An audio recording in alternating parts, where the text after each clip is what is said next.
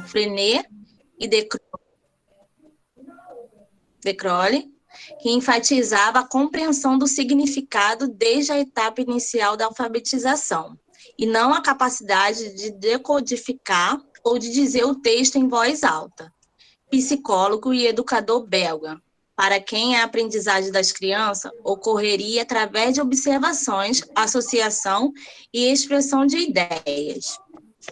Bem, os aspectos históricos o método global de contos, que foi divulgado por Lúcia Casasanta, em Minas Gerais e no Brasil, desde 1930 aproximadamente. Um dos métodos mais antigos, o de contos, que começou a ser aplicado nos Estados Unidos no final do século XIX, que consiste em iniciar o ensino da leitura a partir de pequenas histórias adaptadas ou especialmente criadas pelo professor.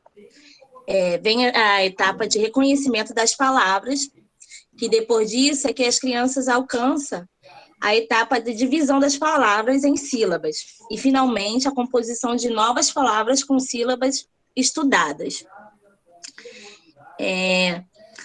Métodos ativos, que eles aprendem fazendo, liberdade para criar e participação da criança no planejamento de ensino são algumas das estratégias recomendadas por esse método. Deixa eu ver. Pode passar, professor, para o segundo, por favor? Pode passar. Bem, agora eu vou passar minha palavra para minha amiga Bruna.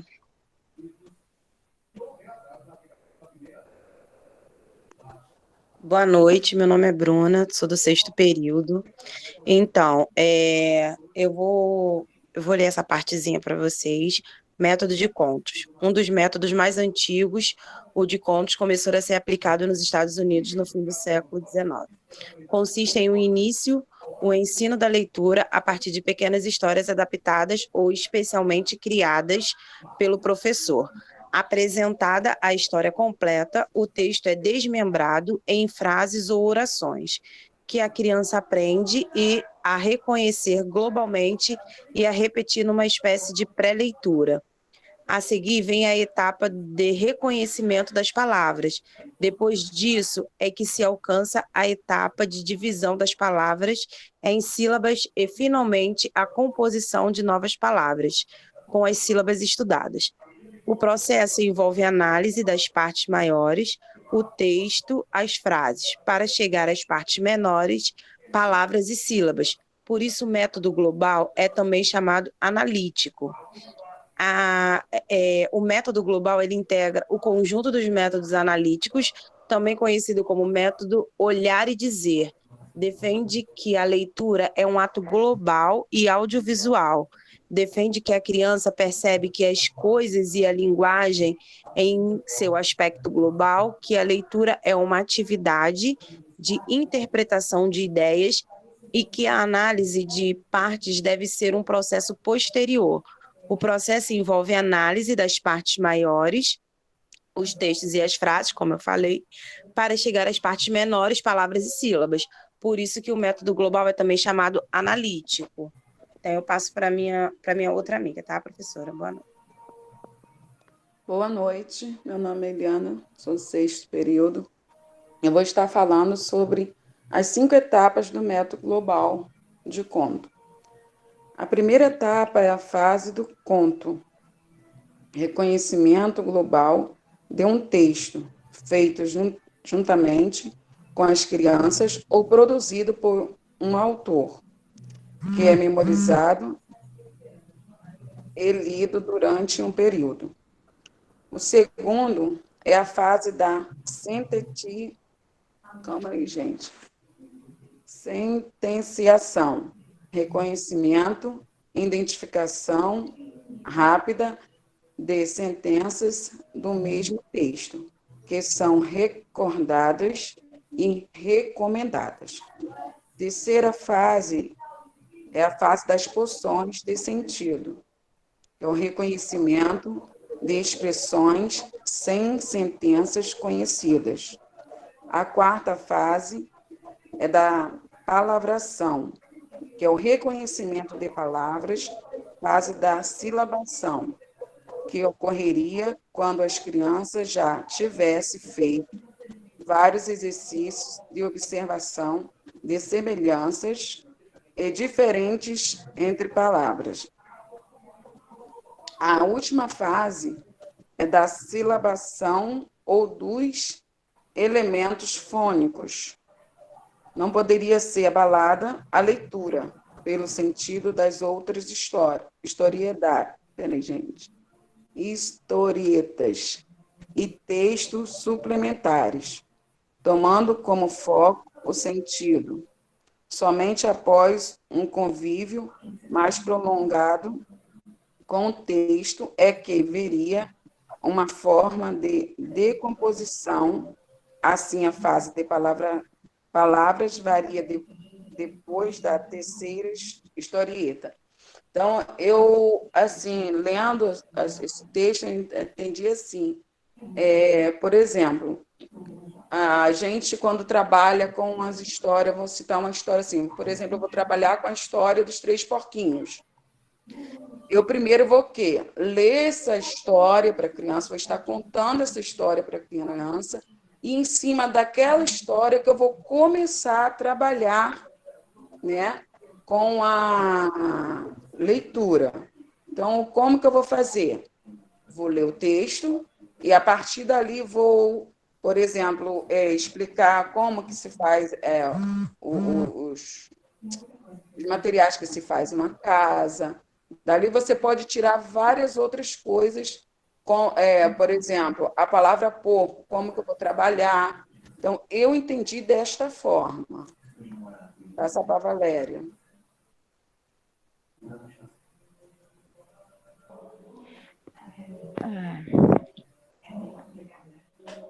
Boa noite, meu nome é Valéria. Eu vou estar falando de quem foi a divulgadora do método no Brasil. Lúcia Casasanta, personagem da história do ensino em Minas Gerais, caracteriza-se por sua comprometida participação na inovação metodológica implantada pela Reforma de Ensino de 1929, no estado de Minas Gerais, através, sobretudo, de sua atuação na área da alfabetização, em que se destaca por sua acirrada defesa do método global do Contos, como o mais indicado na fase inicial de aprendizagem da leitura e da escrita pelas crianças. A professora Lúcia Casasanta, que ensinava a metodologia da linguagem na Escola de Aperfeiçoamento de Professores de Minas Gerais, foi a grande divulgadora do método global de contos, durante 5 décadas, de 1920 a 1970. Formou várias gerações de alfabetizadores que consideraram o método de contos como o mais adequado para a aprendizagem inicial da leitura para crianças. E, assim, vou falar um exemplo. Na atualidade, enfatiza-se que os textos têm que ser aqueles que circulam na sociedade e não inventados para efeitos de ensino. As crianças devem ler e escrever na escola para desenvolver diferentes funções sociais e gêneros da escrita. Os professores têm recuperado métodos semelhantes aos do método global, utilizando apresentações de histórias, parlendas, adivinhas e outros textos para que as crianças memorizem, montem e desmontem frases e depois identifiquem palavras que serão decompostas. O problema da leitura e da escrita em nosso país preocupa os professores, gestores e estudiosos, pois há pesquisas e os dados estatísticos que indicam os índices de alfabetização e os níveis de letramento não são animadores. No entanto, pode-se verificar descontentamento por parte do governo em carregar esse problema que se arrasta por várias décadas. E como não poderia ser diferente, diversas ações para enfrentar esse problema foram tomadas. Vários programas e métodos de alfabetização no Brasil já foram adotados e o problema ainda persiste. Notadamente, os problemas da educação brasileira de hoje não são os mesmos da educação brasileira da década de 1930 a 40, mas ainda existem preocupações que se assemelham, como o problema estrutural, metodológico e falta de investimentos na educação como um todo.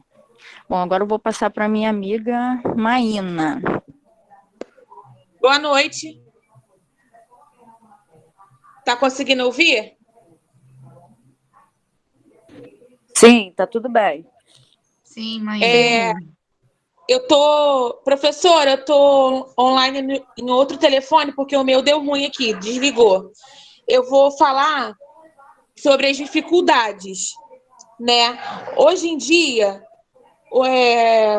nós usamos, né, o método didático, que no caso é o livro, né? É um recurso muito utilizado pelos professores, no caso na educação básica. Embora não seja o único, o livro didático ainda é a principal ferramenta utilizada no processo de ensino-aprendizagem.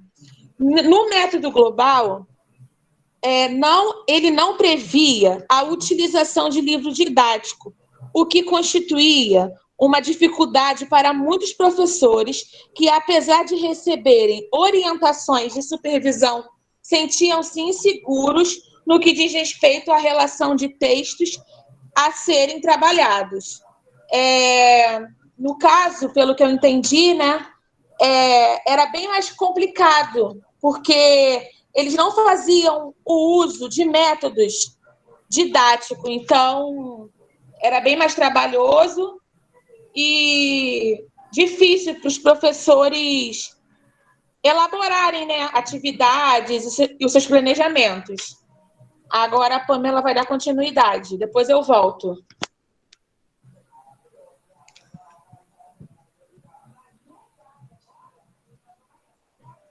Boa noite, meu nome é Pamela. Professora, pode passar para o 8. Isso, educação, escola e sociedade. Ao falarem sobre método global, as professoras têm boas recordações, principalmente no que diz respeito a material didáticos, os pré-livros. Vinham acompanhados de cartazes e de fichas para auxiliarem as professoras em seu trabalho com a alfabetização. E, no caso, né, antigamente, as professoras elas trabalhavam os contos, incluindo ali as músicas, as dramatizações, e, em cima disso, eles apresentavam o texto em todo, que ali facilitava, né, ajudava na alfabetização que eles usavam antigamente. Eles trabalhavam assim o dia a dia. E hoje em dia vimos mais um método silábico. Segundo as professoras entrevistadas, o método global necessitava de muito treinamento em casa, de organização e disciplina nas tarefas escolares. E daí, o método global não apresenta bons resultados nas escolas de periferia. Em casa, as crianças oriundas das camadas populares não encontravam um bom ambiente de aprendizagem capaz de ajudá-las a aprender a ler e a escrever, pelo menos não com o método global. E aí, né, podemos refletir pensando, e se trazer para a nossa realidade de hoje em dia? E se utilizarmos esse método nessa pandemia que estamos? Será que todos os alunos conseguiriam ali serem alfabetizados em casa? Hoje em dia, né, com a pandemia, já não conseguimos ver, no caso, muitos alunos serem alfabetizados, porque ano passado também eu dei aula com a pré-escolas e com a turma da pré-escola, e ali eu alfabetizei as crianças e tive que me reinventar, né? Trabalhei várias formas ali para que os alunos possam serem alfabetizados. E a metade da turma conseguiu, porque a metade da turma teve uma tecnologia boa. Já a outra não conseguiu por conta de telefone, por conta do apoio dos pais. Então, também temos que levar em consideração essa parte. Já as crianças de classe média apresentaram bons resultados no aprendizado da leitura e na escrita com o método global, por encontrarem ali apoio em casa no que diz respeito às lições escolares. E aí, né, tem pessoas que têm uma condição melhor na classe média já conseguem ter ali uns bons resultados na alfabetização, pois além de ter ali uma boa tecnologia, eles têm recursos, o que acaba ali facilitando, né, na aprendizagem deles. Pode falar, Maína.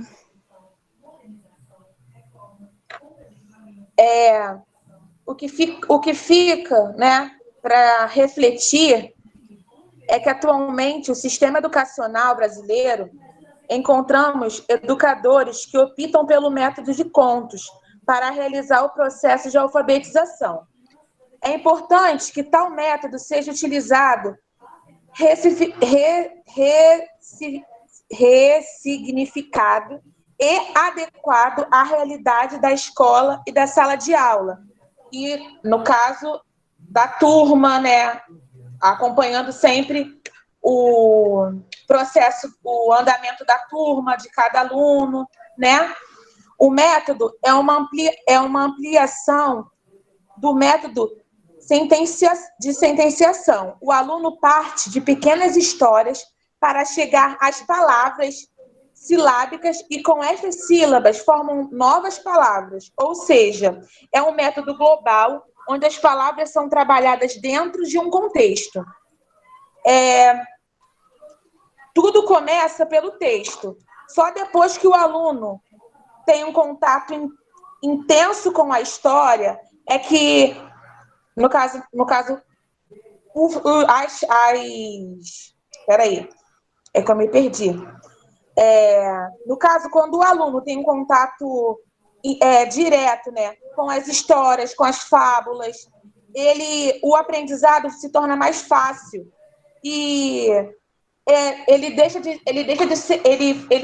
se fragmenta em frases e palavras para que os alunos identifiquem as partes decompostas, levando assim, no caso, a criança a entender para que serve ler e para que serve escrever. Foi basicamente isso que eu entendi, professora. Termino aqui. Ok. Mais alguma colega quer acrescentar alguma coisa? Bom, deixei vocês apresentarem, porque vocês fizeram algumas discussões, além da apresentação que a gente colocou aí, e algumas fizeram muito bem, ampliaram as ideias e tudo mais. Eu vou me ater mais à parte teórica, aproveitando aqui a apresentação de vocês, para complementar a respeito dos métodos globais.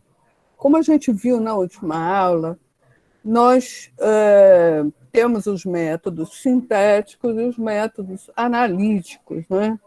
Os sintéticos partindo da menor unidade para a maior unidade, para o maior, né? E os analíticos normalmente partem do maior para o menor, ou seja, um método global é um método analítico porque ele parte do texto inteiro, do conto, no caso, né? Então, essa ideia, ela surgiu justamente no Brasil e surgiu no mundo, né? Porque os educadores, eles importam, né? Os educadores brasileiros, de um modo geral, no século XX, importavam muitas ideias estrangeiras, liam os textos estrangeiros, adaptavam à nossa realidade. Então, o pensamento escola novista, da escola nova, né, que foi um movimento, vocês já devem ter estudado, das primeiras décadas do século XX, buscavam, então, estabelecer uma diferenciação dos métodos que já vinham sendo empregados no século XIX para a alfabetização. Ou seja, a gente já tinha, e vocês vão ver na semana que vem, com o método da cartilha da infância, né?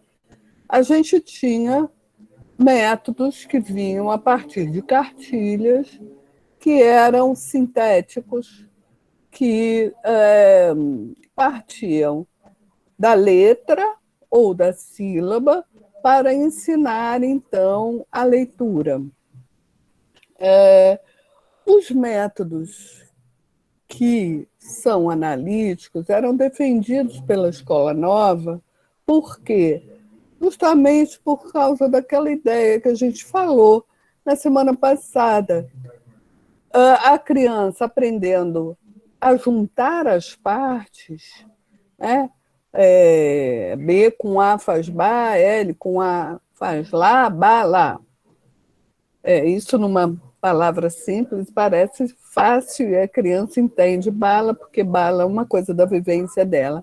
Mas se a gente ensina uma palavra como helicóptero, por exemplo, juntar o H com E, que vai fazer E, L com I faz li, eli, C com O faz có, helicó, P com nada faz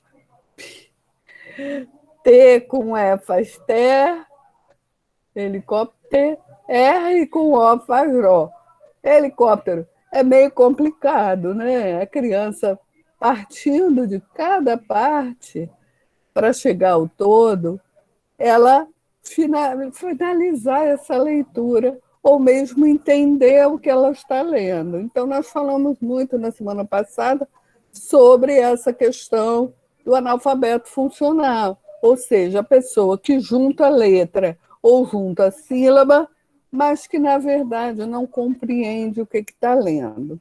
Então, o que se defendia na Escola Nova, de Crowley defendia, Freinet defendia, que tão importante quando a gente ensinar a criança a decifrar a palavra, né, ou a juntar pedaços para formar a palavra, era entender o significado.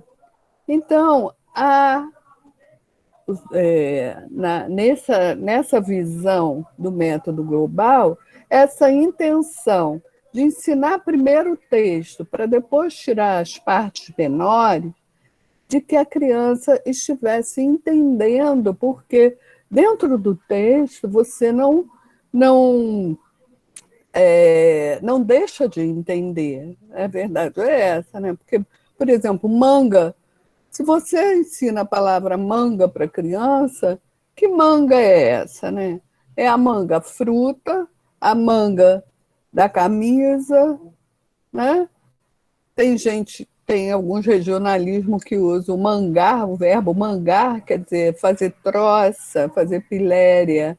Então, manga, fulano manga do outro, né?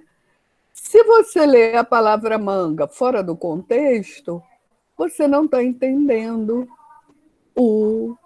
que manga é essa, né? E por aí vai. Então, é importante que a gente ensine a criança a ler compreendendo. E o Freinet e o de Crowley defendiam isso, que a gente ensinasse primeiro o texto completo. Bom, a Lúcia Casasanta, ela pegou essas ideias e trouxe para Minas Gerais. Quando Minas Gerais fez uma reforma, realmente Minas Gerais, no Brasil, é um estado assim, que tem na educação uma melhor performance.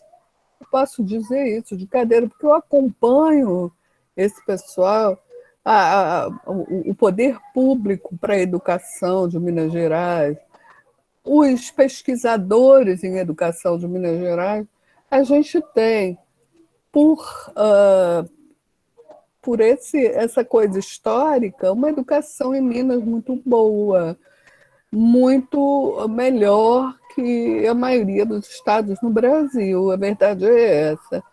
Justamente porque esses educadores tiveram espaço, uma série de coisas, espaço, oportunidades, o poder público compreendendo melhor a questão da educação. Então, historicamente, a gente tem uma performance de Minas melhor. Então, a Lúcia Casasanta, ela participa de uma reforma da educação que houve no estado de Minas Gerais, e ela começa, então, a a fazer a divulgação desse método e o uso dele em muitas escolas públicas e privadas. E aí a gente vê o seguinte, houve depois uma série de pesquisas, né, com esses educadores que utilizaram o método, e o que eles diziam era o seguinte, que nas escolas públicas o método não foi muito bem. Por quê? Logicamente, no início, ela não disse quais os contos que os professores iriam trabalhar. Ela até depois, ela criou esse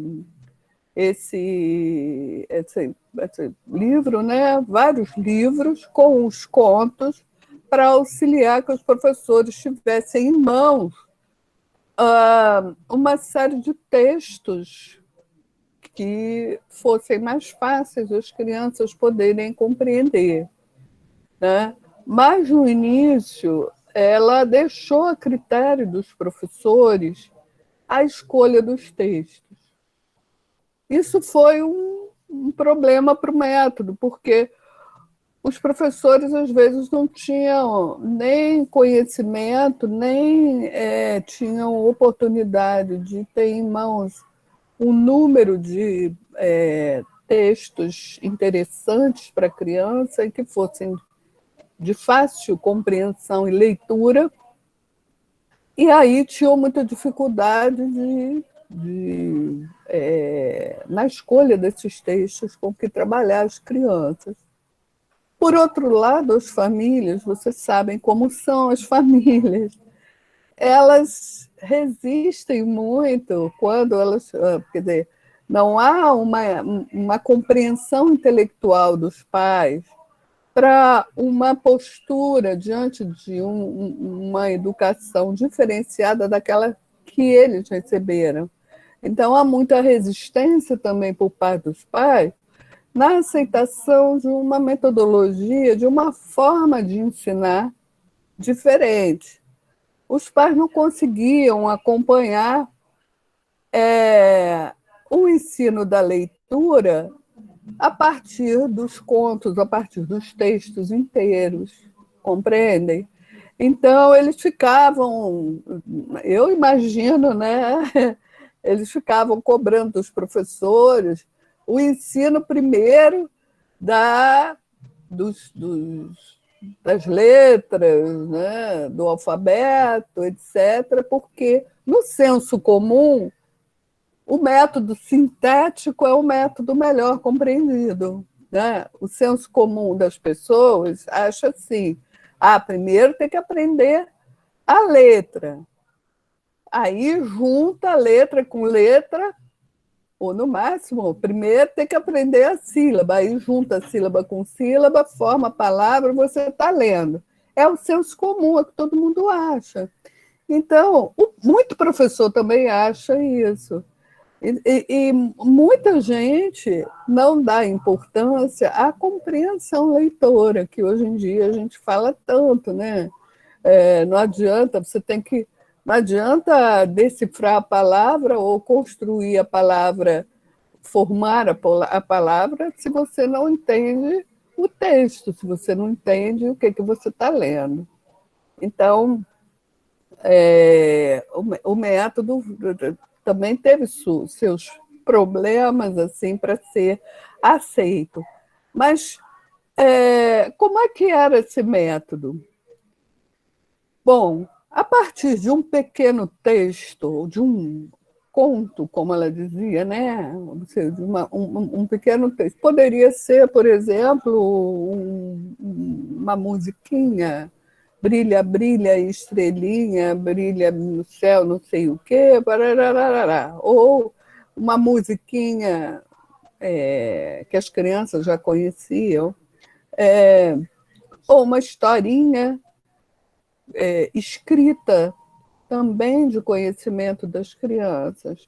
Aí contava esse pequeno texto. Isso se parece um pouco com um método chamado psicolinguístico. Foi também muito usado há uns 30 anos aqui em escolas boas do Rio de Janeiro, que era o seguinte: a partir da vivência das crianças na sala de aula, por exemplo, isso eu vi acontecer. A escola ficava num parque e aí tinham muitos macaquinhos. Esses macaquinhos que tem na mata. E aí os macaquinhos apareciam, a partir disso a professora criava uma história que tivesse a ver com aquele grupo. Então, se chamava psicolinguístico porque também era um método global que partia dos textos inteiros, mas das vivências daquela turma, e não de contos ou coisas achadas em livros, né, de historinhas, mas histórias que realmente tivessem a ver com as crianças. Então, a partir desse texto maior, aí parte-se para estudar as frases que têm um sentido. As frases no texto que fazem algum sentido, aí a gente vai estudar junto com a criança. Então, na história, por exemplo, que linda rosa juvenil vivia alegre em seu lar. Então, que linda rosa juvenil vivia alegre em seu lar, sei lá. Um dia veio o belo rei, que despertou-a bem assim, bem assim. Isso pode ser um conto.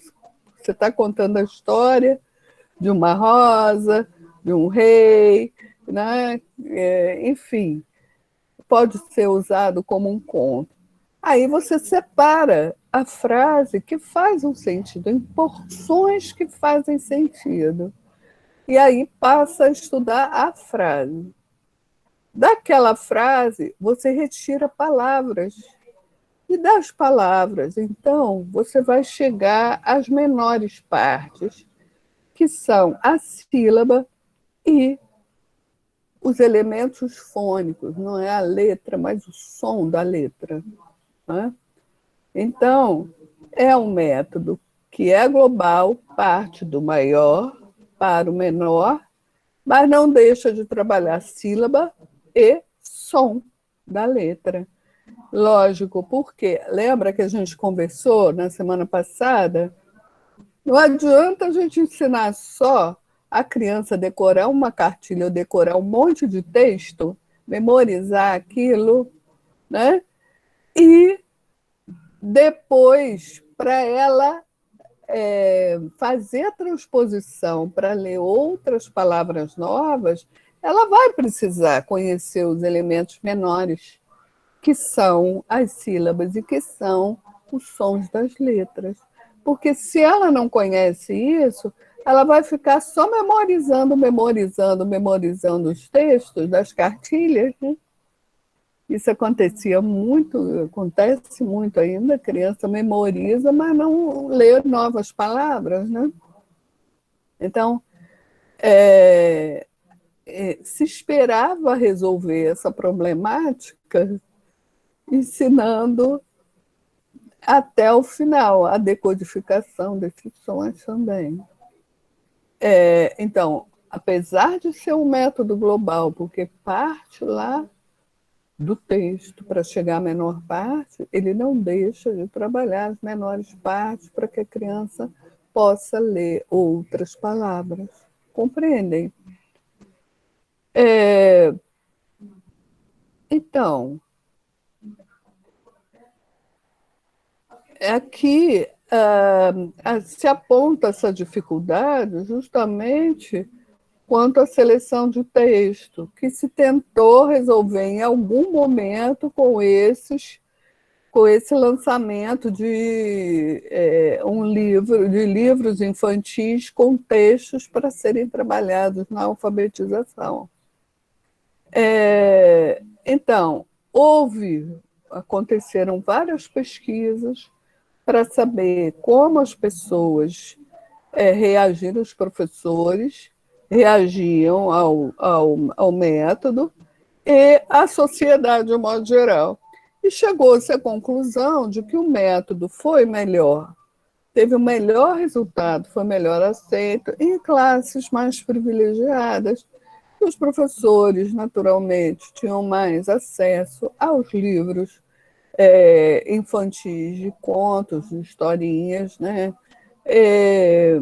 Que os pais em casa apoiavam novas metodologias, acreditavam nessas metodologias novas e que conseguiam fazer uma boa interpretação do texto, né? Porque a interpretação do texto não é algo simples. Eu acho que está cada vez mais complexo isso, né? A partir do momento que as pessoas dão muito valor hoje em dia às imagens, né? Prestam mais atenção, se concentram mais na imagem do que nas palavras, cada vez está mais difícil a gente encontrar pessoas que leiam textos maiores e consigam interpretar bem. Eu chamo a atenção de vocês para isso porque eu percebo todos os anos, não é só na turma de vocês, mas venho percebendo uma dificuldade de interpretação do próprio enunciado das questões que a gente coloca nas avaliações. Então, eu chamo a atenção de vocês pelo seguinte: vocês devem fazer concurso público, devem fazer concurso assim que terminarem, para poderem entrar para um serviço público, para darem aula em serviço público, ou trabalharem no serviço público. Esses concursos, eles são muito rigorosos numa coisa. Não adianta você entender do conteúdo que eles perguntam, não adianta você escrever até direitinho, escrever bem, se você foge ao que foi perguntado. Então, a interpretação do texto passa pelo rigor no entendimento daquilo que está colocado lá escrito, né? E isso é uma coisa que a gente precisa dar muito valor. O que está realmente sendo pedido?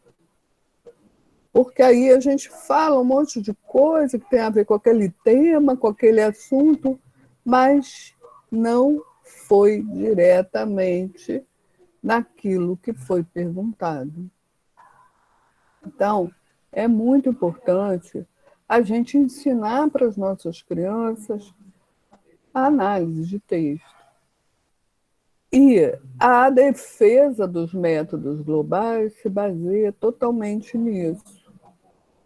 Um método global dá muito mais valor à criança aprender o significado do texto, o significado daquilo que ela lê, né?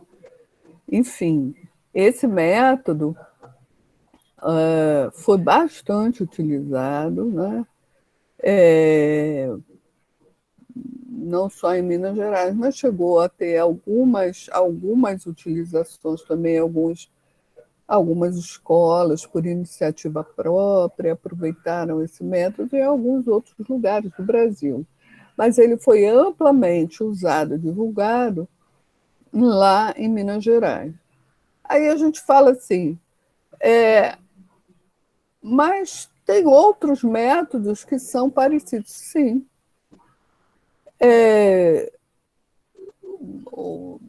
Os métodos, eles, de alguma forma, eles se parecem em algumas coisas, né? É o que eu falei para vocês, aquela guerra editorial, né?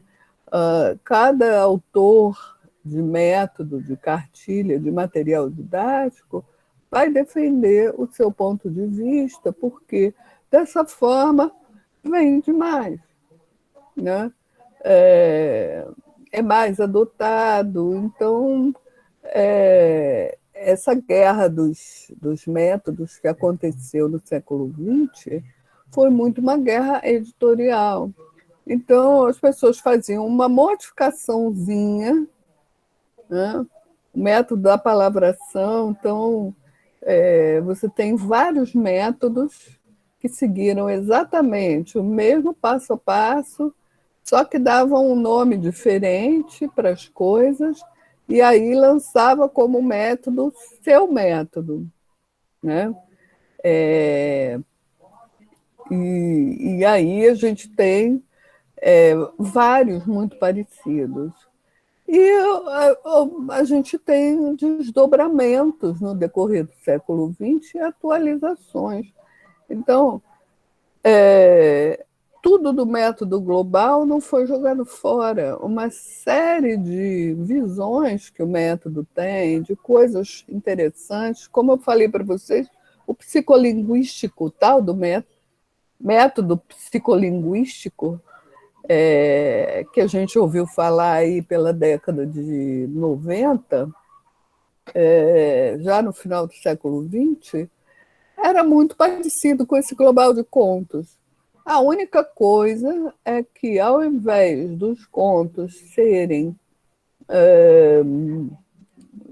já consolidados, escritos, a professora escrevia com os alunos a partir da vivência desses alunos em sala de aula, a partir de alguma situação do calendário da escola. Então, vai viver a Páscoa, então eles vão fazer um texto que se encaixa nessa data comemorativa, a mesma coisa do índio. Isso para trazer mais a criança para a realidade dela, não vir com um conto que é fora da realidade dela, que ela não vai compreender ou que não tenha uma relação, né? Mas, enfim, o método global serve a uma série de métodos. O chamado global de contos é esse que a professora Lúcia Casasanta organizou. Ok? Alguma pergunta? Vocês têm alguma questão? Podem colocar aqui no chat para mim. Vocês compreenderam como é esse método a partir da apresentação dos colegas, a partir do que eu estou falando? Ficaram com dúvidas?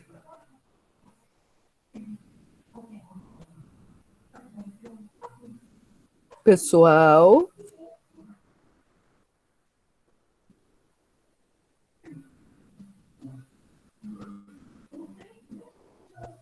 Pessoal? Oi, professor. Acho que está lento para alguns. Compreenderam o método? Entenderam?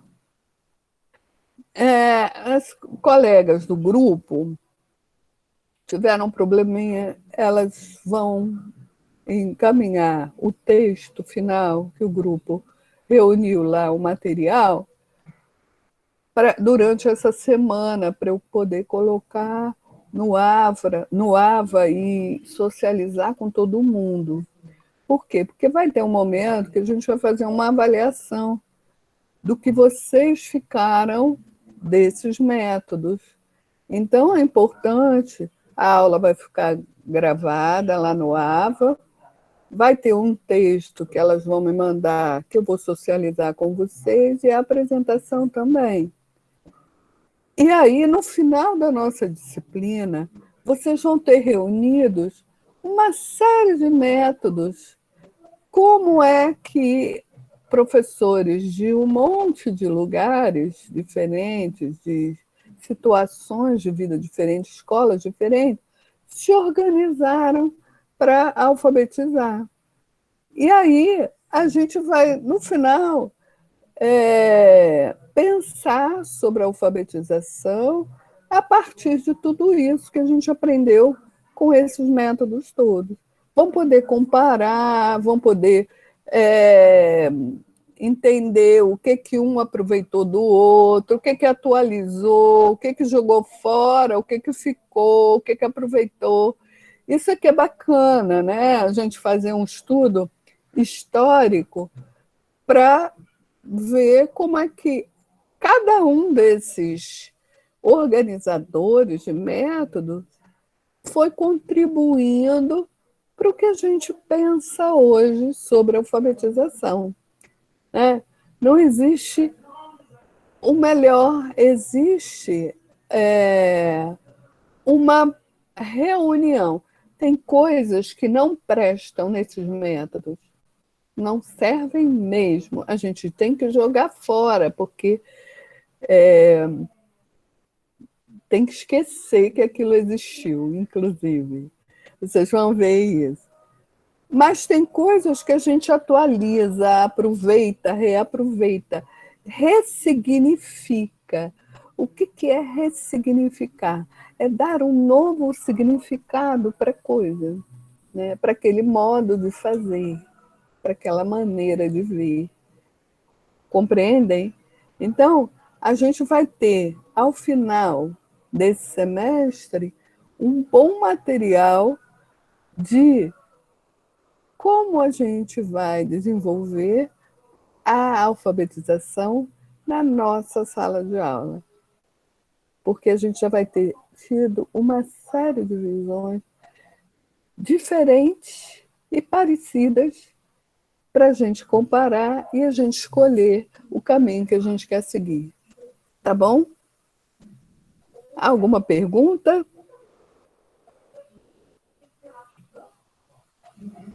Podemos encerrar o nosso encontro?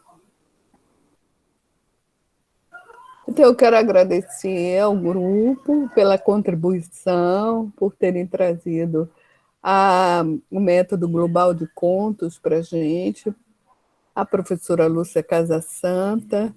Isso é muito importante também, a gente homenagear, né, esses educadores que foram precursores.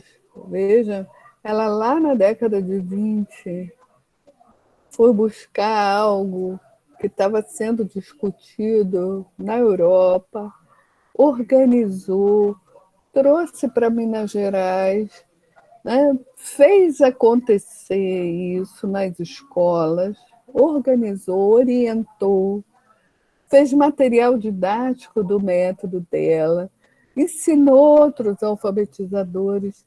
Então, foi uma pessoa muito importante para que a gente hoje tenha as ideias que a gente pode ter sobre a alfabetização. Ela construiu um pedaço da nossa formação. Vamos homenageá-la também, né? Acho que é importante a gente também lembrar os nomes das pessoas que foram precursoras, né? E batalhadoras na nossa profissão, né? Ela foi batalhadora mesmo. Tá bom, pessoal?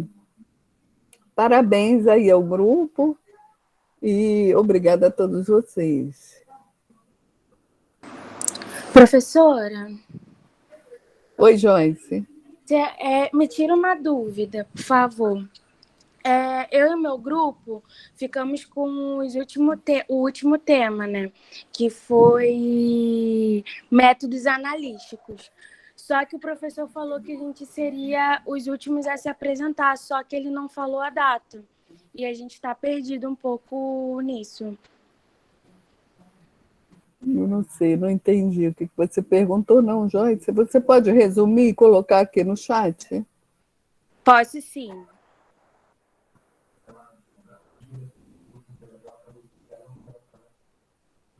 Áudio sem leitura labial, para mim, é um problema.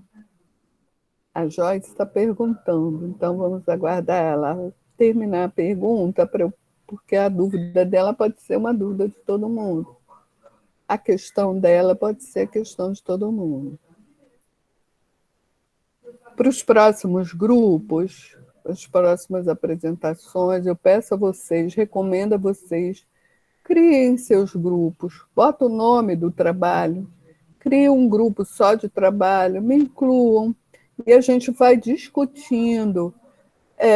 Eu vou mandando material, vocês mandam material para mim, faz a apresentação, me manda, eu faço as correções, dou opinião, e a gente vai trocando nos grupos menores, para que quando vocês apresentem, vocês estejam bem seguros, com um material bem enxutinho, e todo mundo aprenda bastante, tá bom? Então, combinem assim. Vocês já formaram o grupo, forma agora o grupo com o nome do trabalho, me insere lá nesse grupo. Depois vocês podem me tirar, mas enquanto estão aí discutindo como vão apresentar, o que vão apresentar, eu vou mandando textos para vocês, artigos, vou mandando opinião sobre a apresentação, enfim, o que eu encontrar também de material, eu vou enriquecendo o trabalho, né? Ajudo vocês também a construírem um trabalho legal.